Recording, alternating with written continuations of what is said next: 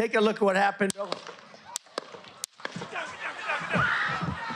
Terrifying moments at a campaign rally for former President Donald Trump in Butler, Pennsylvania. Well, it's really interesting. I was just a few feet away from him, along with my daughter, who is a photojournalist. And he was aware of that because I was supposed to fly to Bedminster with him after the rally to do an interview with him. And so he called me this morning or this afternoon and said, and wanted to know if myself and my daughter were okay. So that's how the conversation started. And then I asked him if I could interview him, just talk to him about those moments and about how this changed him. And that's when he said, well, I was going to do a speech that was going to be a real humdinger. I think those were his exact words.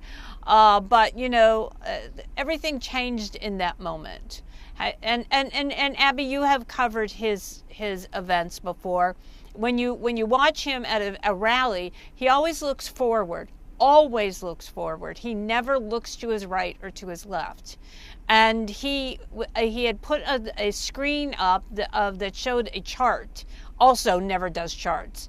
And he looked to his right, something he never does. And as he looked to his right, the bullet grazed right past his face. And I was standing right there when it happened.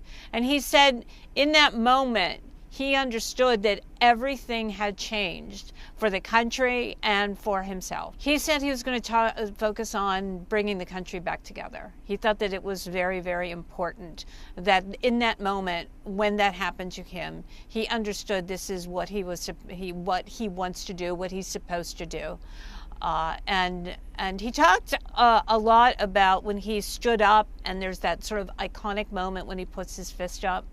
And he told me that he really wanted to project to people. He said it wasn't about him at that moment. He wanted to project to those people, and he says he loves these people, and they are the backbone. This is a Rust Belt area. This is a blue-collar, white, working-class, mostly crowd. And he wanted to project he thought it was important to project to the country in that moment that everything was okay. That he was okay and the country was okay. And I thought that was really fascinating. And he was in a very good mood. He sounded incredibly upbeat. These moments have a way of changing people.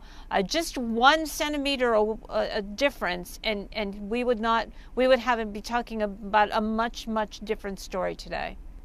Well, he said he's been taking phone calls and talking to people of all different political stripes, of all different stations in life.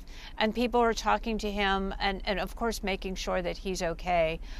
So I think that he's feeding off of that positive sort of feedback from people.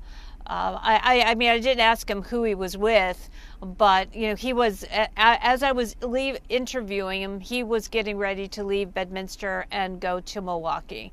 Something he wasn't initially going to do, but decided, you know, I'm not going to let anything change me. I need to be there. I'm supposed to be there. I'm going there.